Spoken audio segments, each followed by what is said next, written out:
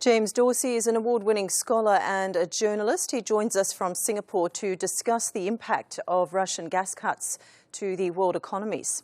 Good afternoon, James. Thank you for joining us on the program. Pleasure to be with you.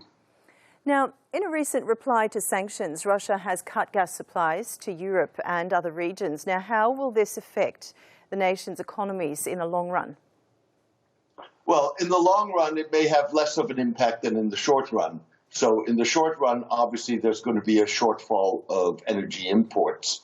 In the longer run, Europe particularly is already moving to significantly reduce its dependency on Russia for energy.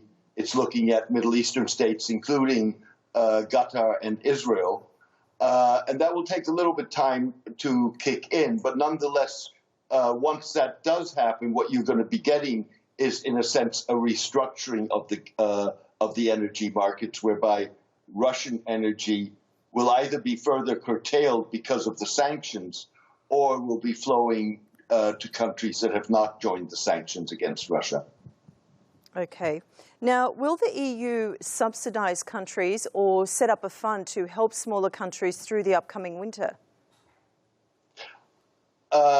I don't see how they will not be able to do that. With other words, what you're seeing is rising energy prices fueled by rising inflation.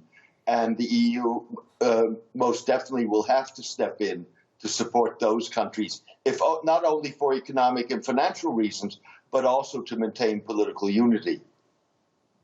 Okay, and who's winning this political battle between Russia and the EU? I think at this point, it's not a draw.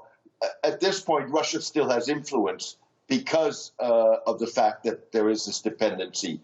But as you move forward, the sanctions kick in and alternative sources start to flow. I think the EU will be the party that comes out on top. Okay, James, thank you so much for joining us this afternoon. It's always a pleasure having you on the program.